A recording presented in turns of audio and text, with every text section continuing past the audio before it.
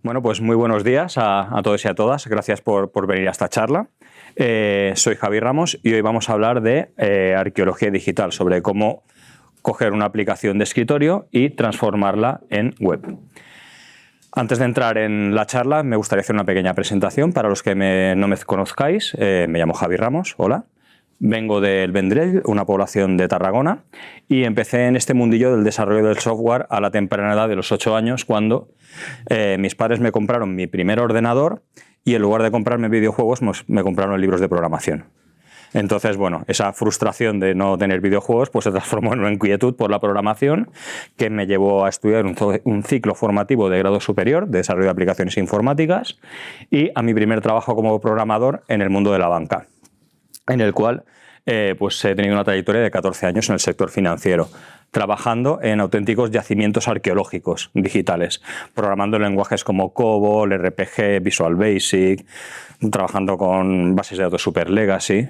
Y bueno, durante todos esos 14 años no todo fue arqueología.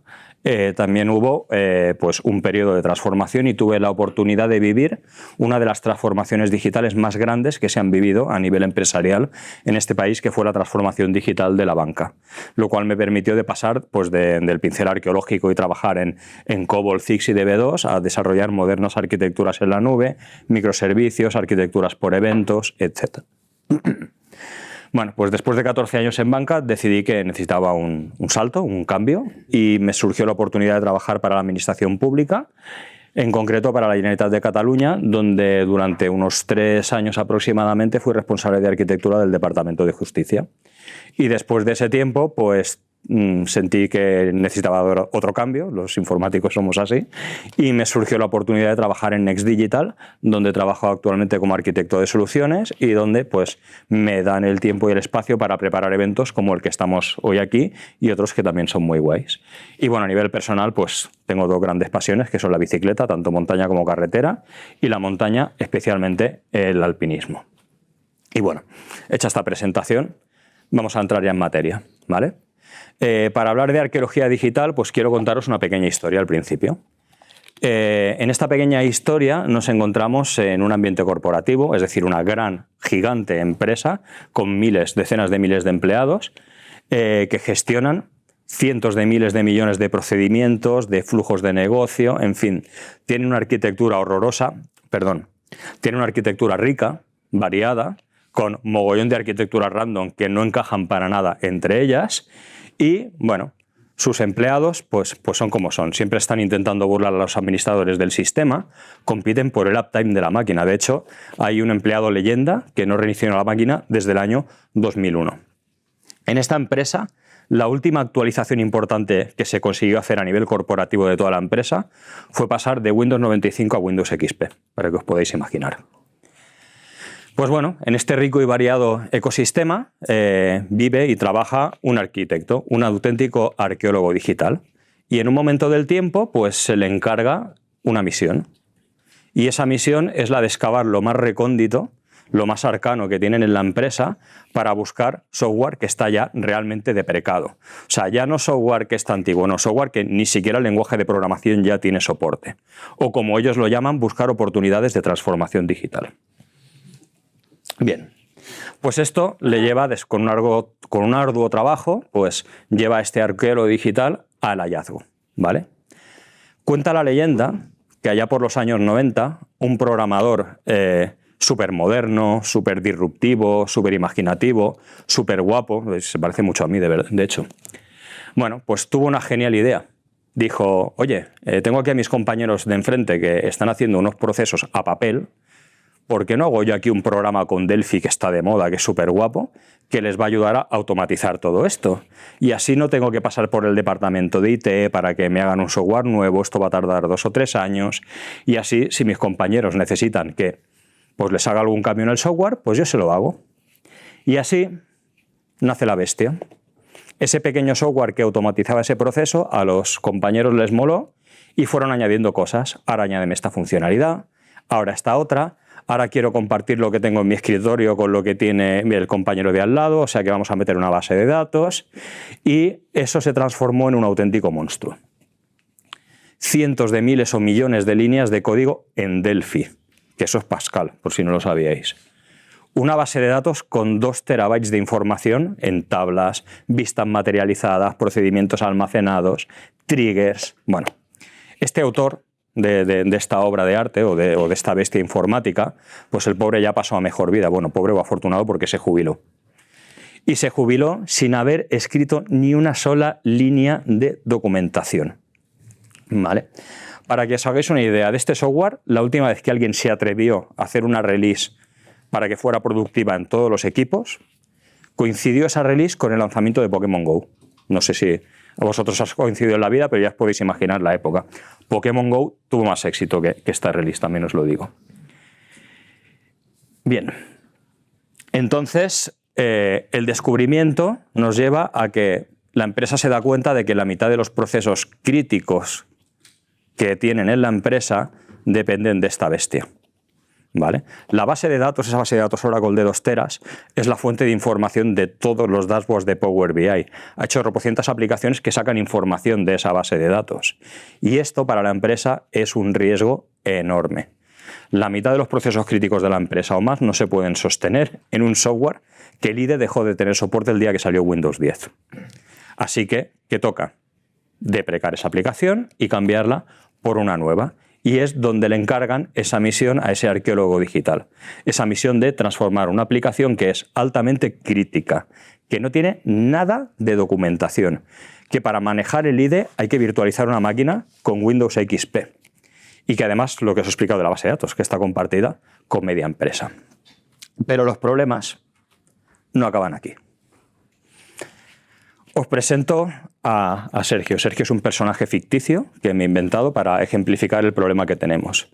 Sergio es uno de los empleados más veteranos que tenemos en la empresa. Le quedan 3-4 años para jubilarse. En esta foto estaba joven todavía.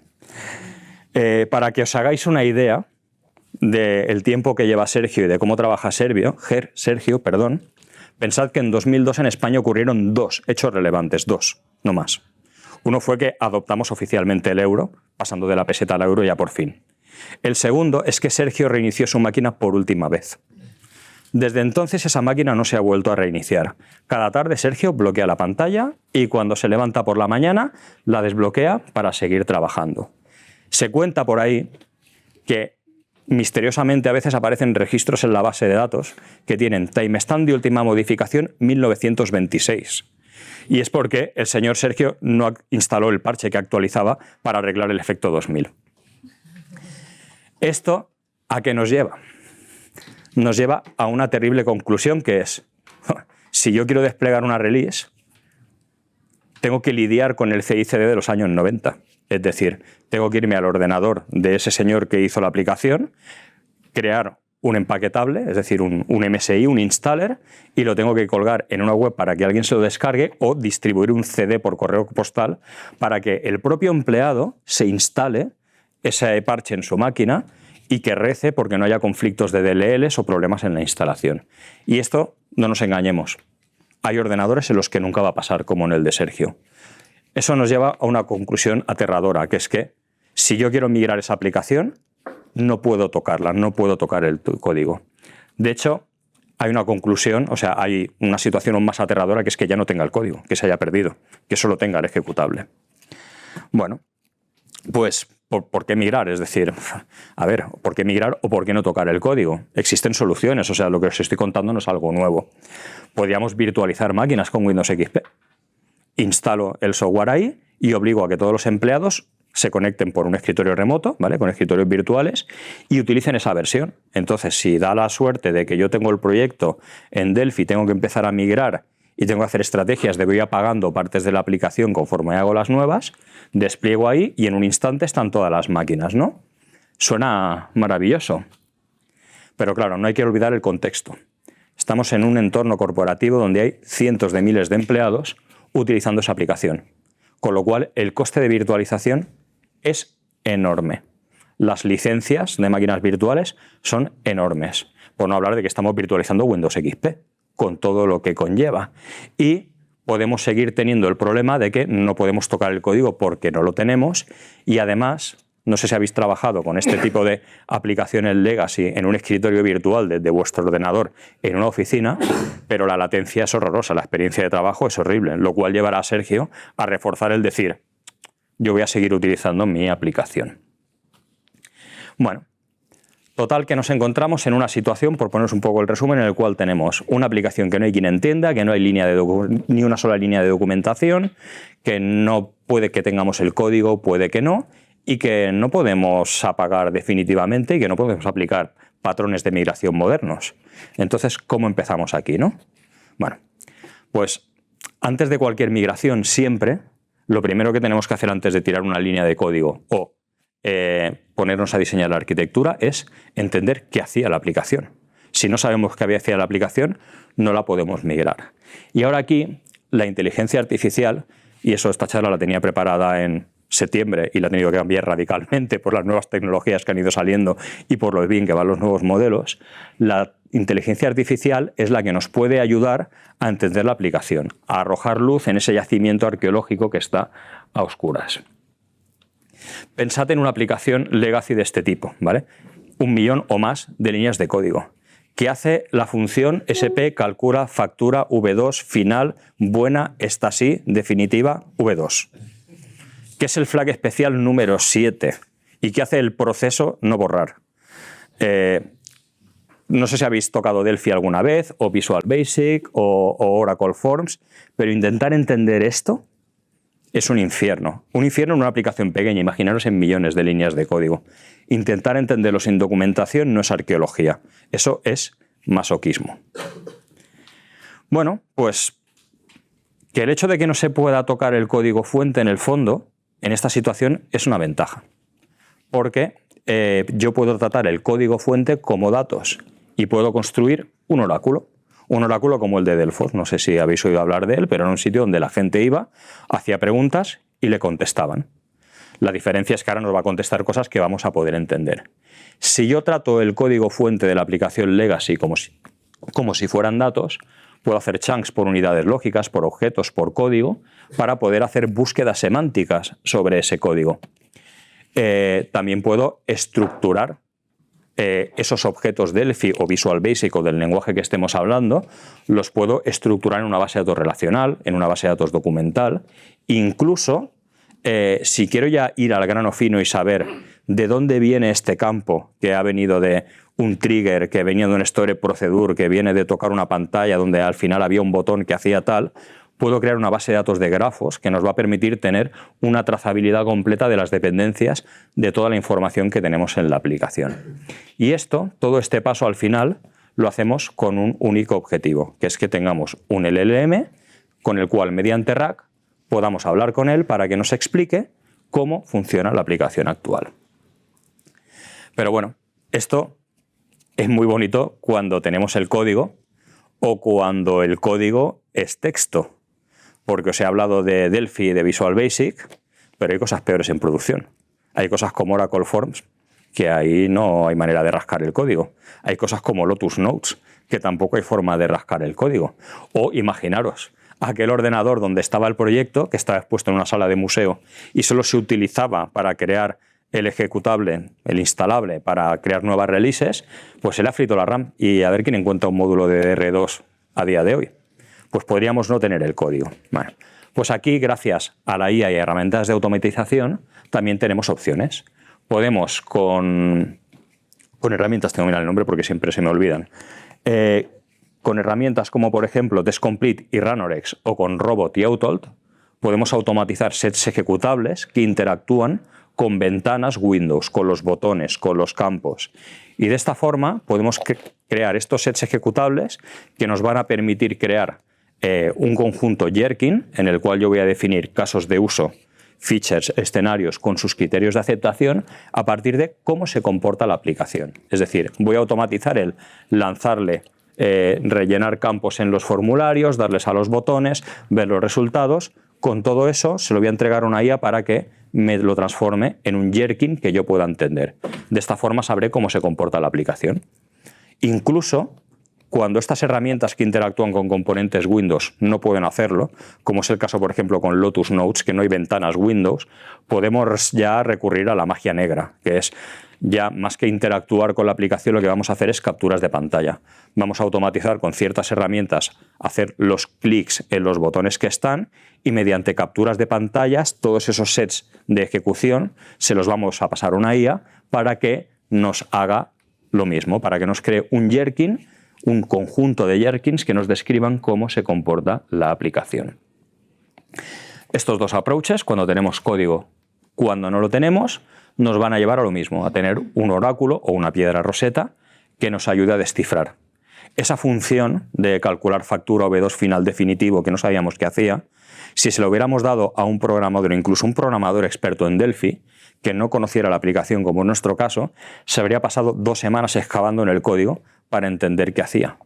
Y ahora, si tenemos ese conjunto de datos, podemos saberlo en 30 segundos, que es lo que tarda el modelo en contestarme haciendo RAG sobre ese conjunto de datos. Bien, pues ya hemos entendido cómo funciona la aplicación. Bueno, hemos entendido, tenemos una herramienta para entender cómo funciona la aplicación. Hemos pasado de no saber qué hace a tener un oráculo al cual preguntarle. El siguiente paso de aquí es, bueno, pues vamos a modelar la aplicación nueva. En el fondo tenemos que migrar esa aplicación de escritorio para crear una aplicación nueva. Bien, pues ahora aquí, gracias a este oráculo con el cual podemos conversar con un lenguaje natural, podemos entrar ya en la fase del DDD. Pues vamos a crear lenguaje común, vamos a definir dominios, vamos a definir entidades, casos de uso, comandos, consultas, agregados, y vamos a poder modelar cómo va a ser la aplicación mediante un lenguaje natural. ¿Vale? Pero todo esto no es milagro, es decir, la IA no lo va a hacer sola. Siempre tiene que haber un punto de validación humana. Los usuarios de la aplicación que conocen cómo funciona van a tener que validar que realmente las respuestas que me está dando ese modelo son correctas. El arquitecto va a tener que validar que las propuestas que hace sobre cómo modelar la aplicación, qué arquitectura utilizar, cómo segregar la aplicación en subdominios, son correctos. Es decir, la IA es una herramienta que nos permite crear este flujo de trabajo, la fase de discovery, en la cual yo exploro el código y creo un set de datos con el cual yo puedo interactuar, la fase de modelado, es decir, la fase de modelado de dominio, y evidentemente me va a ayudar tanto en la fase pues, de crear ese conjunto de test para poder hacer una fase de TDD, me va a ayudar a desarrollar, me va a ayudar en las validaciones, ¿vale? Pero bueno, quedaros con el concepto de que gracias a la IA podemos hacer esta fase de discovery que nos va a ayudar a definir cómo es la aplicación. Y también quedaros con que la validación humana en este caso es importantísima. De hecho, aquí es donde toma protagonismo la arquitectura, ¿vale? Y las personas que trabajan con la aplicación. ¿Os acordáis de Sergio? Cuando yo empiece a desplegar módulos nuevos de la aplicación y los diga a los empleados, a partir de ahora las facturas los hacéis por la web, Sergio va a pasar de mí. Sergio va a seguir utilizando esa aplicación. Es más, esa aplicación legacy, ese módulo de facturas, va a estar acoplado con el módulo de personas, con el módulo de contabilidad, por lo que voy a tener que mantener la base de datos coherente, ¿no? Esto nos lleva a otra terrible conclusión, que es que las dos aplicaciones tienen que convivir, van a tener que convivir en el tiempo.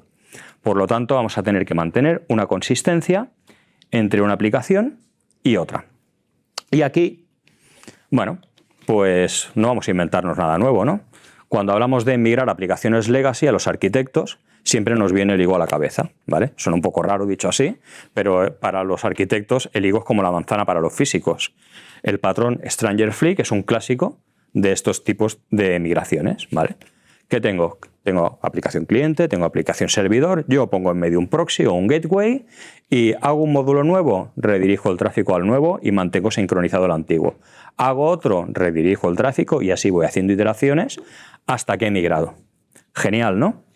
Pues aquí esto no sirve. Recordad, esto es una aplicación de escritorio y la lógica está distribuida entre una aplicación conectada directamente a la base de datos y triggers en la base de datos. Por lo tanto, no puedo tener un proxy o un gateway en medio con el cual dirigir el tráfico entre back y front porque no hay back y front. Entonces aquí, ¿qué podemos utilizar? Pues lo más sensato es utilizar un patrón master-slave. Yo voy a crear mi aplicación nueva de manera que va a saber escribir en la base de datos legacy y en sus propias bases de datos modernas para que cuando apaguemos la aplicación ya solo funcione con esa nueva base de datos estructurada que nos arregla todos los problemas del legacy, ¿vale? De forma que mi aplicación legacy va a seguir conectándose y escribiendo en la base de datos, en su base de datos, y la aplicación nueva va a escribir mediante un puerto de escritura, va a escribir en la base de datos legacy con el mismo formato que la base de datos legacy, disparando los mismos triggers, los mismos storage procedure que la base de datos legacy, y se va a replicar sus datos hacia las nuevas bases de datos, un sistema master-slave, ¿vale? Aquí, además, esto nos da una gran ventaja, ¿vale? A pesar de que acoplar bases de datos normalmente en arquitectura es un antipatrón, aquí nos da la ventaja de que un cambio en un sistema es inmediato en el otro. Por lo tanto, voy a tener una coherencia inmediata entre ambos sistemas. Además, estos sistemas antiguos funcionaban con un sistema de control de la concurrencia pesimista. Es decir, yo abro una transacción y tabla que toco, esa página queda bloqueada hasta que hago el commit. De manera que si otro quiere actualizar ese registro, se va a tener que esperar a que yo haga el commit o el rollback. Ese sistema me permite evitar problemas de que yo lea registros que aún no han sido actualizados. Cualquier acción que yo tenga que hacer sobre una página de la base de datos va a tener que esperar a que la persona que lo está actualizando haya comiteado, ¿vale? De esta forma, pues ya tenemos solventado el tema de la consistencia entre los dos sistemas.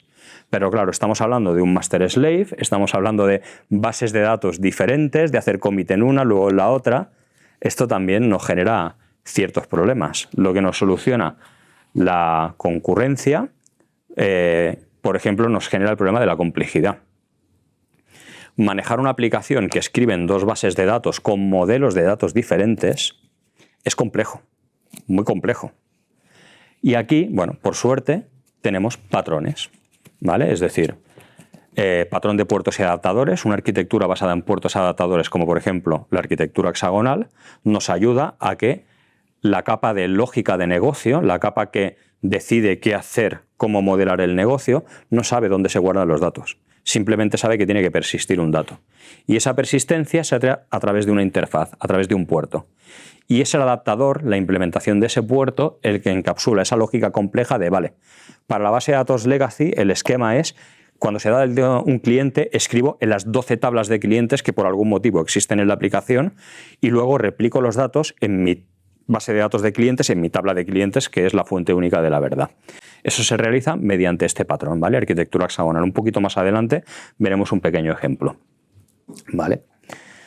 Luego, otro de los problemas que nos genera es que el escribo en una base de datos en otra, quién es el maestro, quién es el esclavo. Al final eso es lógica, son ifs en el fondo, ¿vale? Pues aquí hay un patrón que nos ayuda a hacer el cambio rápidamente, de decir quién es el maestro y quién es el esclavo. Si ya estamos en fase de convivencia o tenemos ya que la aplicación nueva es la que se utiliza, pero la vieja está viviendo para que Sergio trabaje, porque no le vamos a fastidiar a 6 meses de jubilarse, pues aquí el feature flag es nuestro amigo. Cuando implementemos estos adaptadores que nos van a gestionar en qué bases de datos escribimos, la selección de quién es el maestro y quién es el esclavo la haremos por feature flag, de manera que podemos hacer el cambio en caliente y si hay cualquier desgracia siempre podremos hacer un revert.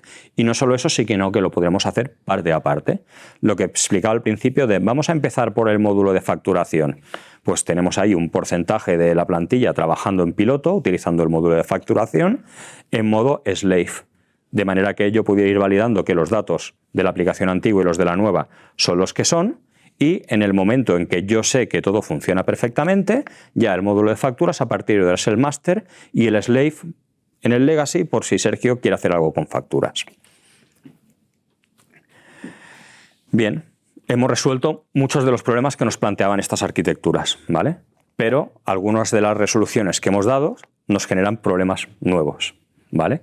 Hemos hablado de escribir en diferentes bases de datos y eso nos genera un problema que en la teoría es súper bonito, el tema de la transaccionalidad distribuida. En mi cabeza suena maravilloso, pero cuando nos lo encontramos en producción es un dolor, ¿vale?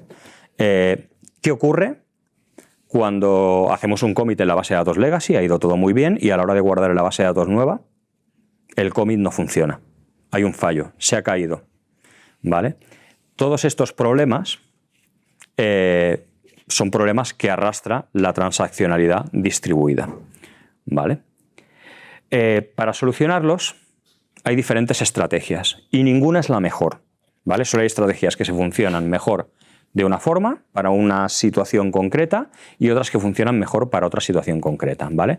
Aquí os enseñaba un ejemplo de lo que hablamos de ese adaptador, ¿vale? Aquí esto es con código Java puro y duro. Perdón, que sé que hay gente a la que no le gusta Java, pero soy programador de Java. Nosotros tenemos una feature flag que es la que nos dice dónde escribimos primero. Si el máster es el legacy, por ejemplo, en este caso hablamos de Oracle, primero me voy al Oracle y guardo allí y hago el commit allí. Después me voy a Postgres, guardo allí y me hago el commit allí. ¿Qué pasa si hay un fallo entre esto y esto? Es decir, la aplicación se cae cuando ya he hecho esto, o aquí se produce un fallo. Bueno, pues para solventar estos problemas tenemos diferentes estrategias también, ¿vale? Una de ellas es el two-phase commit con las transacciones XA, ¿vale? Esto consiste en que el commit se realiza en dos fases. Hay un coordinador que pregunta a todas las bases de datos si están preparadas para hacer el commit. Y si todas las bases de datos dicen que sí, entonces pasa a la segunda fase, que es cuando se hace el commit. Si no lo están, pues se hace rollback de todo. Esta estrategia es buena y tiene ciertos riesgos, como por ejemplo, ¿qué pasa si se cae la aplicación entre la fase 1 y la fase 2? ¿Qué pasa con esa acción, no?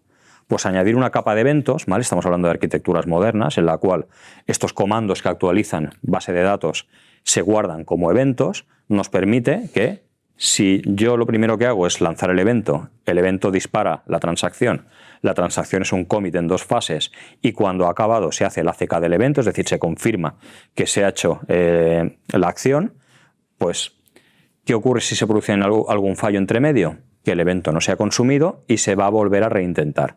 De esta forma tengo resiliencia. Y no solo resiliencia, sino que esos eventos que me voy a guardar me van a servir como audit trail para mirar y saber cómo están las transacciones en cada momento y en caso de desastre para poder hacer un replay, ¿vale? Pero esto, como os he dicho, introduce otros problemas. No todos los sistemas soportan transacciones XA. Por ejemplo, Oracle la soporta, Postgres la soporta, MongoDB, al menos la última versión en la que estoy certificado, no. Una llamada API REST no la soporta. Yo hago la llamada y se ha hecho. Y ahí no hay nada que hacer. Pues ahí también tenemos un patrón que es el patrón Saga. Yo voy a definir que mis transacciones sean lo más idempotentes posibles y por cada transacción que yo realice, por cada acción, voy a definir una transacción de compensación. Es decir, una acción que deshaga lo que he hecho. Si creo un cliente, una acción que lo borre, ¿vale? ¿Para qué? Para trabajar con el mismo patrón. Yo los comandos los voy a tratar como eventos y cuando se consuma ese evento del comando, se va a realizar la transacción en los diferentes sistemas, ¿vale? Y cuando se produzca un fallo, ese mensaje con el estado de lo que ha pasado va a pasar a una DLQ. Y va a haber un consumidor que lo que va a hacer va a ser ejecutar esas transacciones de compensación. Puede ser una DLQ o puede ser una cola ad hoc para ello, ¿vale? Pero el patrón consiste en definir transacciones que deshacen en los sistemas las acciones que ya hemos hecho para que, si el sistema está inconsistente, vuelva al estado anterior. Bien, todo esto nos solventa. No es una manual de instrucciones que seguir a veces, sino que en cada caso hay que ver lo que tenemos que hacer y todo esto nos solventa los problemas a la hora de diseñar la aplicación y cómo construirla. Pero hay un momento que es el momento clave, que es el momento de, vale, a partir de ahora mi aplicación ya es la buena, ¿vale? El momento que llamamos de la convergencia. En migraciones de este tipo sufrimos riesgos importantes. Datos huérfanos, datos corruptos, he introducido un bug que deja cosas inconsistentes en la base de datos. Por eso es muy importante siempre validar la consistencia entre ambos sistemas. Hay un ejercicio que tenéis que hacer, que es, en fases muy tempranas del desarrollo del proyecto, definir cómo se va a validar esa consistencia entre lo que está generando el legacy y lo que está generando el nuevo sistema. ¿De acuerdo?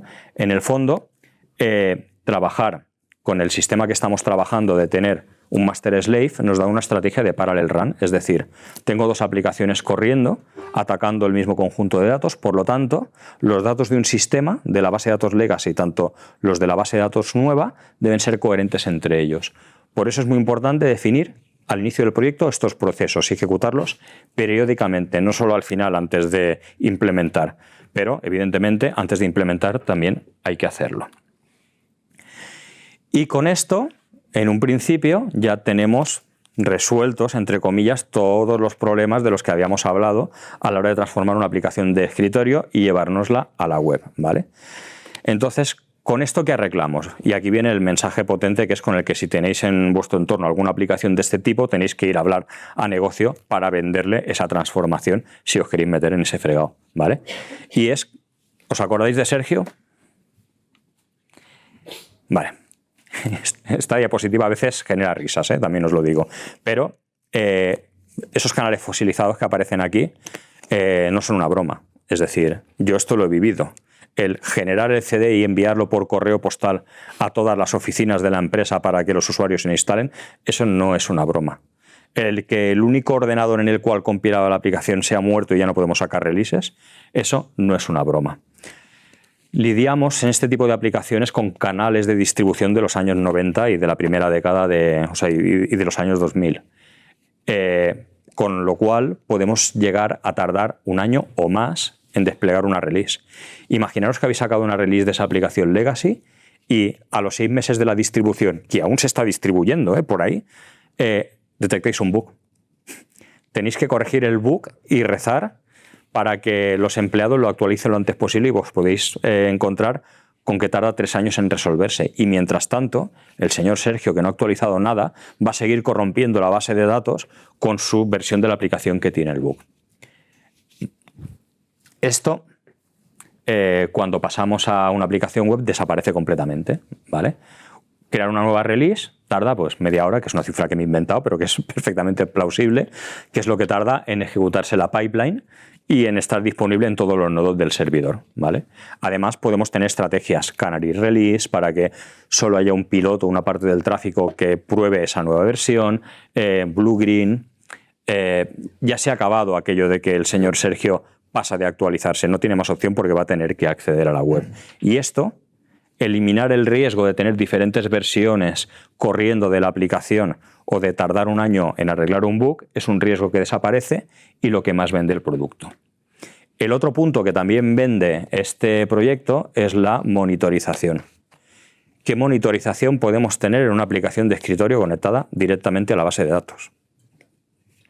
Ahí, si hay un bug, no podéis ir a ver logs en ningún sitio, porque los logs, si alguien ha pensado en hacerlos, van a ser con un print que van a salir por vete a saber dónde dentro del ordenador, del escritorio de la persona a la que se le ha provocado el bug.